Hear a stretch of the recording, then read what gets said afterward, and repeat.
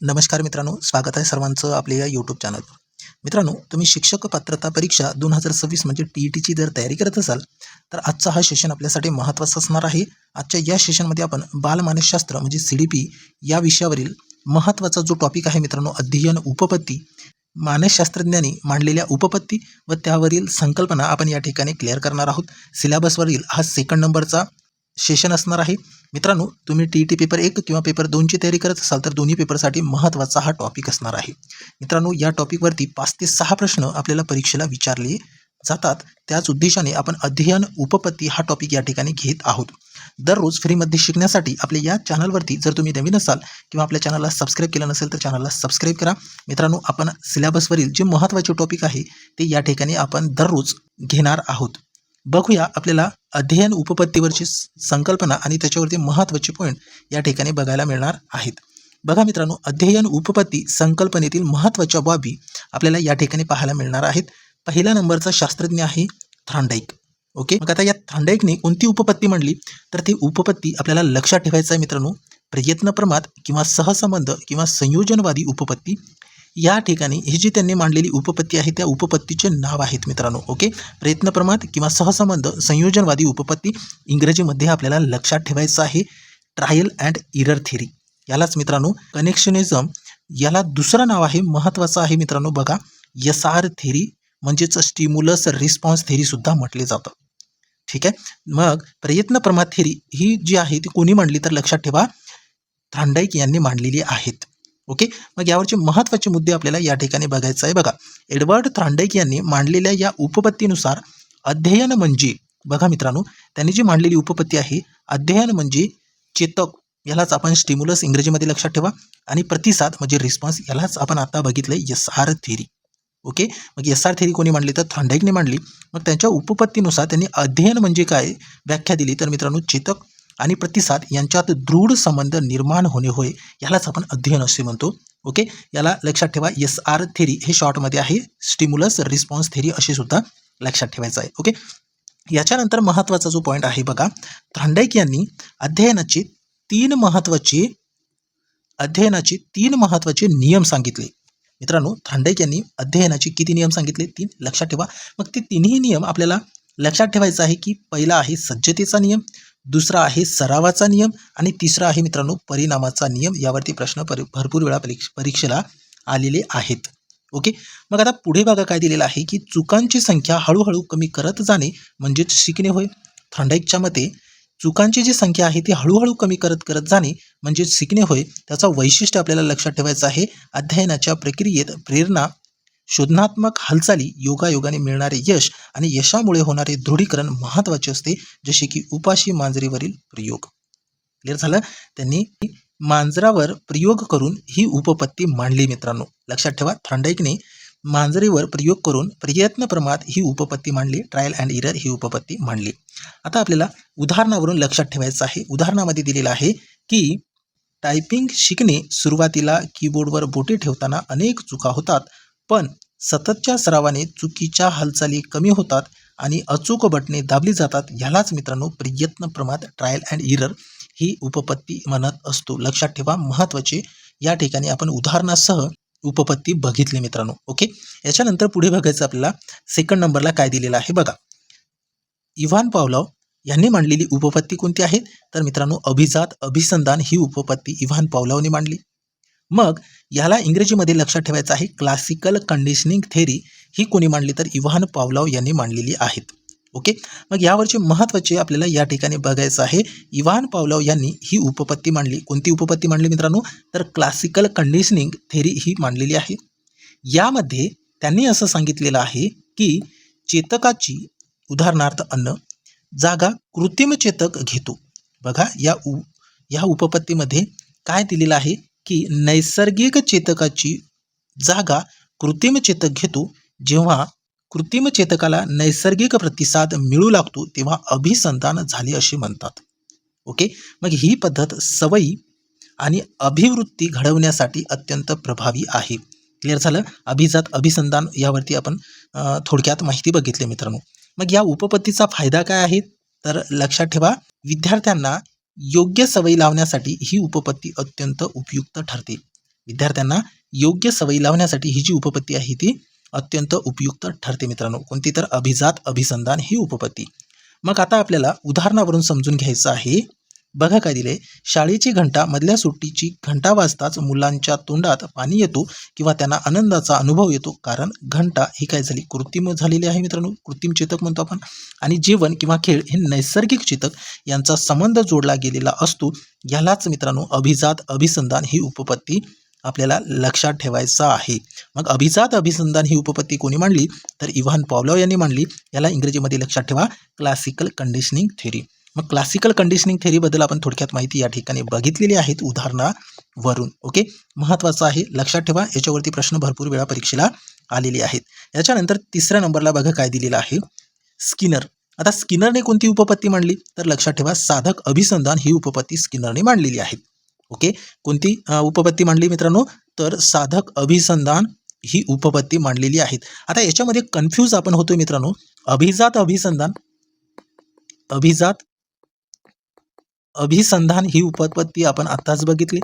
आता हे तिसऱ्या नंबरची उपपत्ती कोणती आहे, तर साधक अभिसंधान. ओके, मग याच्यामध्ये कन्फ्यूज व्हायचं नाही. साधक अभिसंधान ही उपपत्ती कोणी मांडली, तर स्किनरने मांडली. आणि अभिजात अभिसंधान ही जी उपपत्ती आहे ही उपपत्ती कोणी मांडली, तर मित्रांनो इव्हान पॉव्लोव यांनी मांडली. आत्ताच आपण बघितलंय. ओके, इव्हान पॉव्लोव यांनी ही उपपत्ती मांडलेली आहे. ओके, मग आता बघा इंग्रजीमध्ये यांचं नाव लक्षात ठेवायचं आहे ऑपरंट कंडिशनिंग थेरी. यालाच इन्स्ट्रुमेंटल कंडिशनिंग सुद्धा म्हणतात. ओके, मग आता बघा या ठिकाणी आपल्याला साधक अभिसंधान उपपत्ती म्हणजे काय समजून घ्यायचं आहे. B.F. स्किनर यांनी या उपपत्तीत प्रबलन, लक्षात ठेवा प्रबलन यावर भर दिला आहे. कोणत्या, साधक अभिसंधान या उपपत्तीमध्ये B.F. स्किनरने प्रबलन यावर भर दिलेला आहे. इंग्रजीमध्ये लक्षात ठेवू शकता रेन्फोर्समेंट. आता पुढे बघा काय दिलंय मित्रांनो, की येथे प्राणी किंवा माणूस स्वतः कृती करतो आणि त्या कृतीला बक्षीस मिळाले की तो कृती पुन्हा पुन्हा करतो. या कृती आधी चेतक नंतर येतो मित्रांनो. म्हणजे कृती आधी काय येतो, तर चेतक येतो. क्लिअर झाला असेल. बघा परत आपण या ठिकाणी क्लिअर करूया. बघा B.F. स्किनरने यांनी या उपपत्तीमध्ये प्रबलन यावर भर दिला, म्हणजे रेन्फोर्समेंटवरती भर दिलाय. ओके, मग यामध्ये त्यांनी असं सांगितलंय की प्राणी किंवा माणूस स्वतः कृती म्हणजे रिस्पॉन्स करतो आणि त्या कृतीला बक्षीस मिळाले की तो कृती पुन्हा पुन्हा करतो. यामध्ये कृती आधी आणि चेतक नंतर येतो. मग कोणत्या उपपत्तीमध्ये, तर साधक अभिसंधान या उपपत्तीमध्ये. क्लिअर झालं. आता बघा याचा उपयोग आपल्याला लक्षात ठेवायचा आहे. उपयोग कुठे होतो, तर मित्रांनो याचा उपयोग क्रमान्वित अध्ययन म्हणजे प्रोग्राम लर्निंगमध्ये होतो.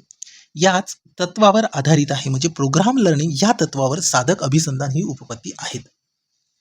ओके, ज्यात एका वेळी एक पायरी, तात्काळ पडताळा आणि सक्रिय प्रतिसाद असतो.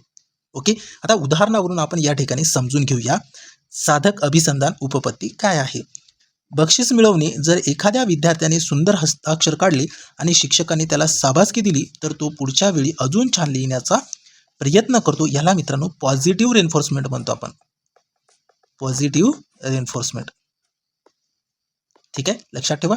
आता पुढे बघायचं आपल्याला काय दिलेलं आहे. चौथ्या नंबरचा या ठिकाणी बघा काय दिले, तर वर्दीमर, कोहलर व कोफा. बघा हे मानसशास्त्रज्ञ आहे. या तिघांनी मांडलेली उपपत्ती आहे मर्मदृष्टी, समष्टीवादी आणि समकारवादी उपपत्ती हे मांडलेली आहे. मग हे एकच नाव आहे मित्रांनो, हे एकच उपपत्ती आहे, त्याचे 3 प्रकारचे या ठिकाणी नाव आहे. ठीक आहे, लक्षात ठेवा. यालाच आपण इंग्रजीमध्ये इन्साइटफुल लर्निंग थेरी म्हणतोय किंवा गेस्टाल्ट थेरी ऑफ लर्निंग अशी सुद्धा म्हणतोय. ओके, वर्दीमर, कोहलर व कोफा यांनी मांडलेली उपपत्ती आहे मर्मदृष्टी, समष्टीवादी किंवा समकारवादी उपपत्ती. हे एकाच उपपत्तीचे नाव आहेत. ठीक आहे, मग आता या उपपत्तीमध्ये काय मांडलेलं आहे, तर बघा ही जी उपपत्ती आहे ही उपपत्ती गेस्टाल्ट विचारावर आधारित आहे. ओके, त्यांच्या मते अध्ययन हे केवळ सराव किंवा यांत्रिक हालचाली नसून ती एक मानसिक प्रक्रिया आहे. ह्या उपपत्तीमध्ये त्यांनी मांडलेला आहे. समस्येचे एकूण विचार केल्यावर अचानक उपाय सुचतो, ज्याला मर्मदृष्टी असे म्हणतात. बघा किती महत्त्वाची पॉईंट आहे. आणि आपल्याला ही जी थेरी आहे ही या विश्लेषणामध्येच आपले सर्व डाऊट क्लिअर होतात. बघा ही जी उपपत्ती आहे गेस्टाल्ट विचारावर आधारित आहे. मग त्यांच्यामध्ये अध्ययन हे केवळ सराव किंवा यांत्रिक हालचाली नसून ती एक मानसिक प्रक्रिया आहे. समस्येचा एकूण विचार केल्यावर अचानक उपाय सुचतो, त्याला मर्मदृष्टी किंवा इन्साइट असे म्हणतात मित्रांनो. क्लिअर झालं. आता याचं तत्व बघा काय दिलेलं आहे. अध्ययन हे अवबोधावर अवलंबून असतो. जेव्हा अनुभव समग्रतेने एक पूर्ण भाग म्हणून मिळतो तेव्हा अध्ययन हे सोपे होते. ओके, आता उदाहरणावरून समजून घेऊ. बघा, गणिती कोडे, एखादे अवघड कोडे सोडवताना बराच वेळ काही सुचत नाही, पण अचानक सर्व माहितीचा परस्पर संबंध लक्षात येतो आणि आहा म्हणत उत्तर मिळते. हे मर्मदृष्टीचं उत्तम उदाहरण आहे. या उदाहरणावरून आपल्याला ती जी उपपत्ती आहे ती सर्व उपपत्तीवरचे महत्त्वाचे पॉईंट क्लिअर होतात मित्रांनो. क्लिअर झालं. चला पुढे बघूया. 5 नंबरची उपपत्ती आपल्याला काय दिलेली आहे बघा. अल्बर्ट बंडुरा यांनी मांडलेली जी उपपत्ती आहे सामाजिक निरीक्षण उपपत्ती. मग आपल्याला या ठिकाणी विश्लेषणामध्ये बघा मित्रांनो काय दिलेलं आहे.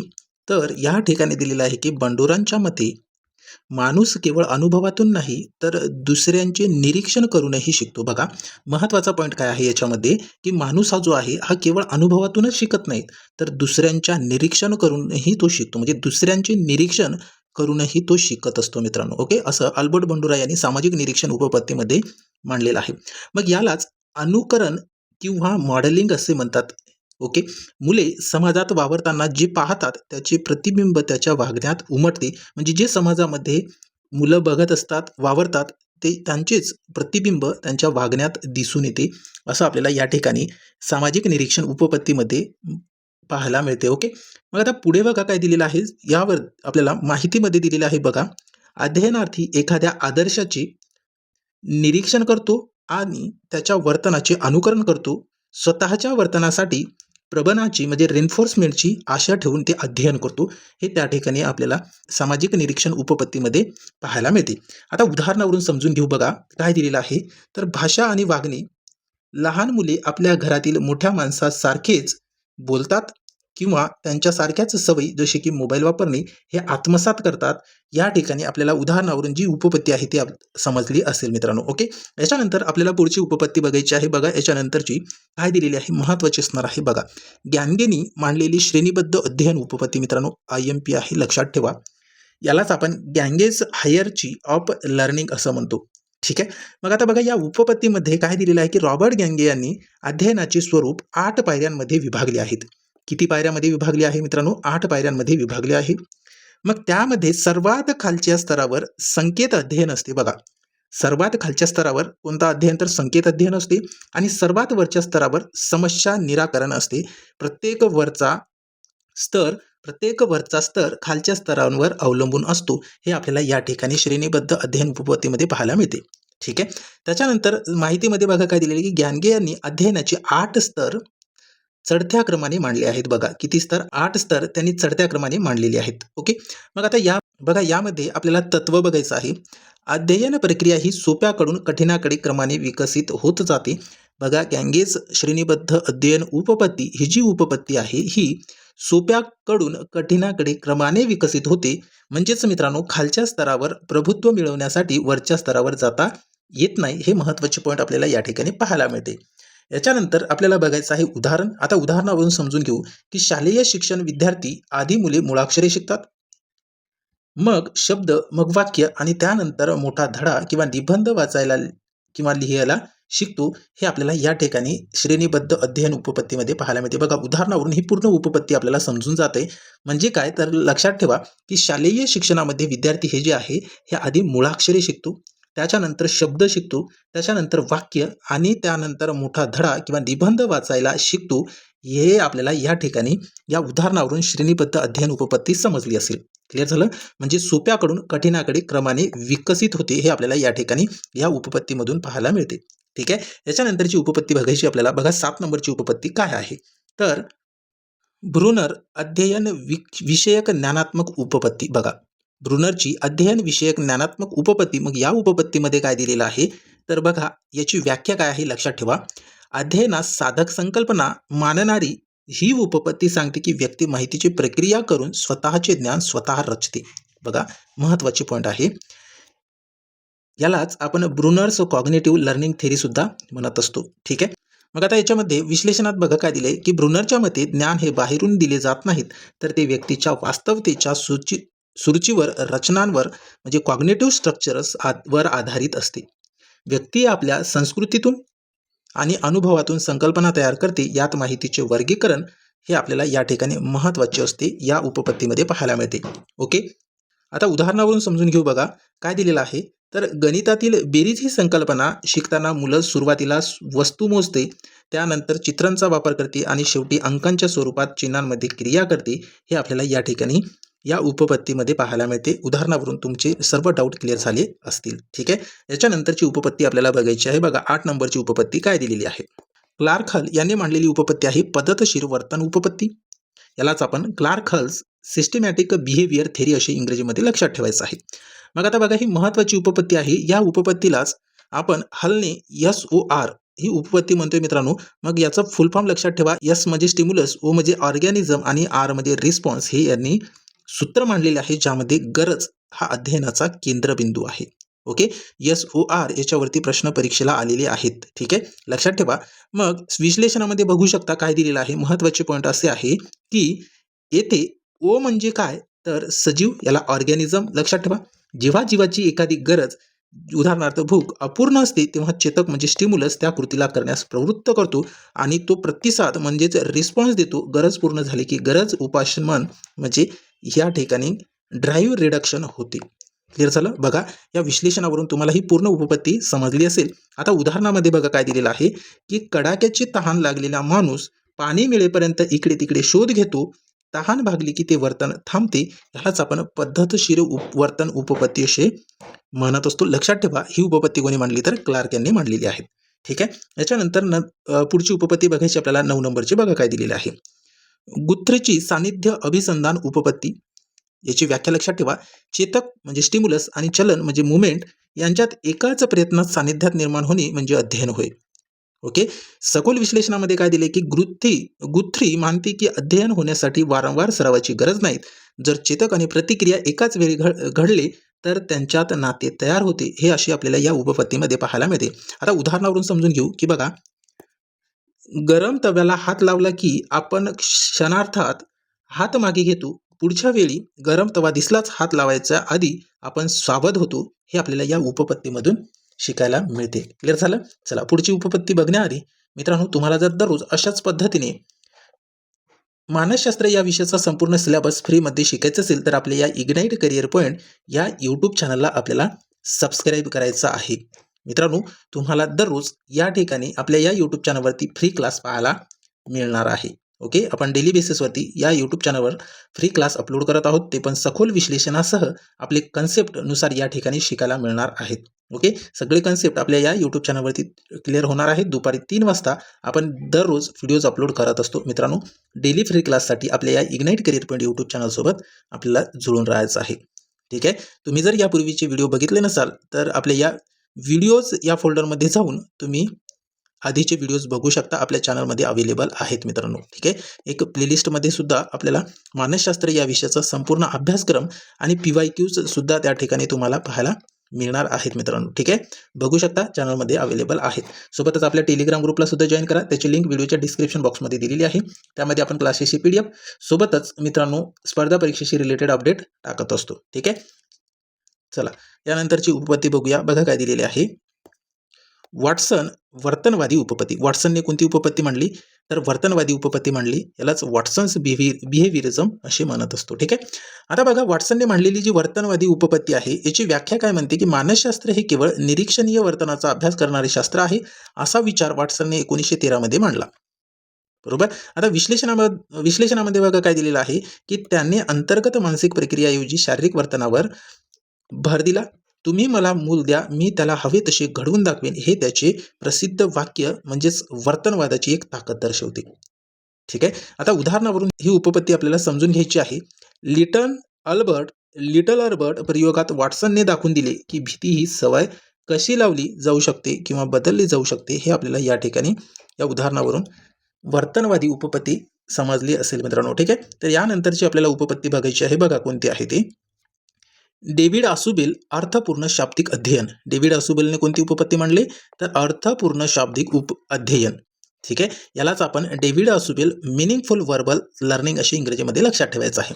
आता बघा व्याख्येमध्ये काय दिलेलं आहे की नवीन माहितीची सांगड पूर्वीच्या माहितीशी घालून केलेले अध्ययन म्हणजे अर्थपूर्ण अध्ययन होय. ओके. विश्लेषणामध्ये बघा काय दिलेलं आहे की आसुबेलने अग्रत संघटक ही संकल्पना मांडली. पोपटासारखे पाठांतर करण्याऐवजी जुन्या आणि नव्या ज्ञानाची योग्य जुळवणी करणे हे महत्त्वाचे असते. हे असे आपल्याला या उपपत्तीमधून शिकायला मिळते. आता उदाहरणावरून समजून घेऊ. किल्ला हा पाठ शिकवताना शिक्षकाने मुलांना आधी पाहिलेल्या एखाद्या जुन्या वाड्यांची किंवा भिंतीची आठवण करून देणे म्हणजेच अर्थपूर्ण शाब्दिक अध्ययन होय. ओके. ठीक आहे. याच्यानंतर आपण पुढची उपपत्ती बघूया. बघा काय दिलेली आहे. कर्ट लेविन क्षेत्रीय अध्ययन उपपत्ती. बघा कर्ट लेविनने मांडलेली क्षेत्रीय अध्ययन उपपत्ती बघायची आहे. याची व्याख्या लक्षात ठेवा. व्यक्तीच्या जीवन आकाशातील बोधात्मक क्षेत्रात बदल होणे म्हणजे अध्ययन होय. बघा त्यांनी व्याख्या अशी दिली की व्यक्तीच्या जीवन आकाशातील बोधात्मक क्षेत्रात बदल होणे म्हणजे अध्ययन होय. विश्लेषणामध्ये बघा काय दिलेलं आहे की व्यक्तीच्या परिसरातील सामाजिक आणि मानसिक घटकांचा तिच्यावर प्रभाव पडतो. मानवी वर्तन हे व्यक्ती किंवा तिच्या पर्यावरण यांच्या एकत्रित परिणाम असते.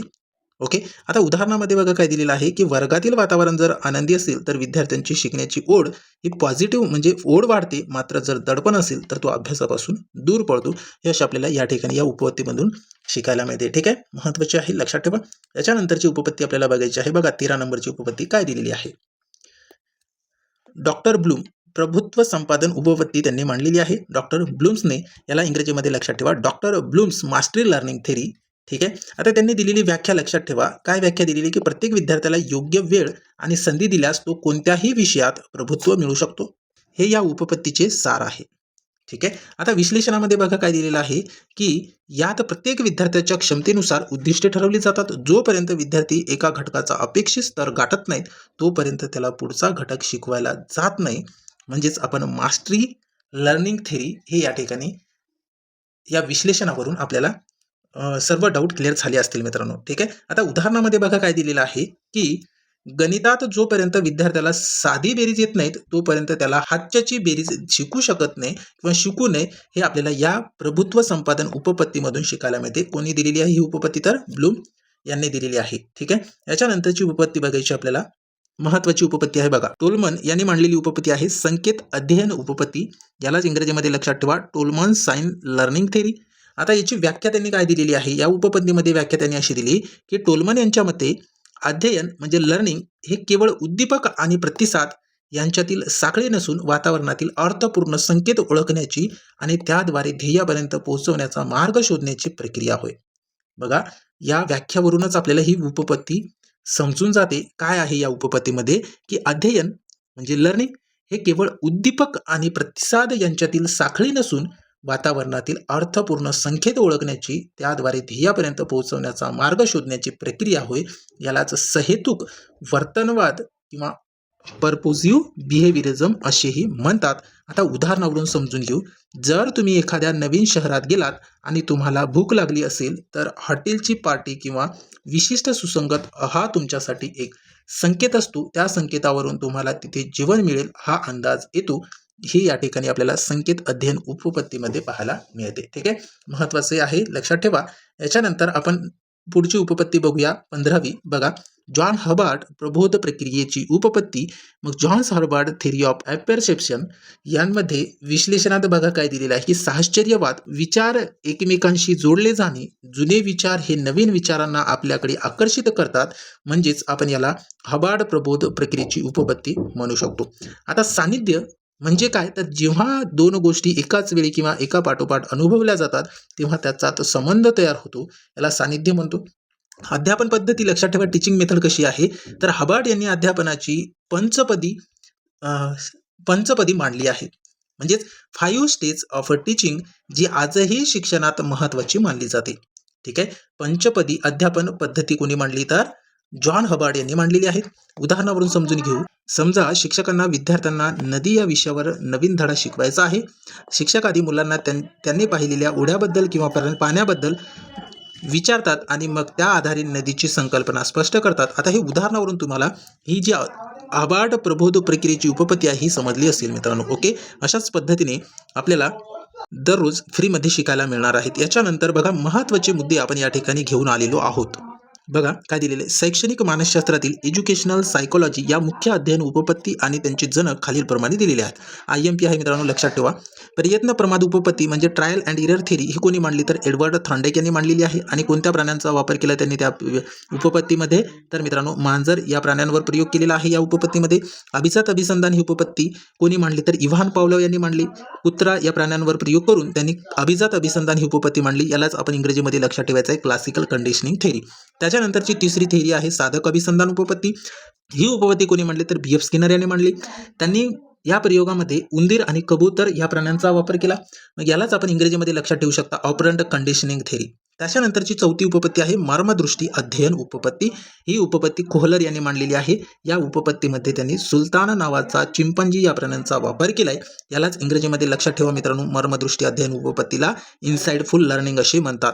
हे जे मांडलेले उपपत्ती आहे यावरती प्रश्न परीक्षेला भरपूर वेळा आलेली आहेत. हे चारही उपपत्ती महत्त्वाची आहे. त्यांनी मांडलेल्या उपपत्तीचे नाव हे आपल्याला लक्षात ठेवायचं आहे. मित्रांनो, व्हिडिओ कसा वाटला ते कमेंट बॉक्समध्ये कळवायचं आहे. आणि दररोज जर तुम्हाला अशाच पद्धतीने फ्री ऑफ कॉस्ट शिकायचं असेल तर आपल्या या इग्नाइट करिअर पॉईंट यूट्यूब चॅनलला सबस्क्राईब करायचं आहे. मित्रांनो, दररोज तुम्हाला फ्रीमध्ये या ठिकाणी शिकता येणार आहे. यानंतरच्या व्हिडिओसाठी आता भेटूया समोरच्या सेशनमध्ये. आजच्या या सेशनमध्ये एवढंच. Thank you so much.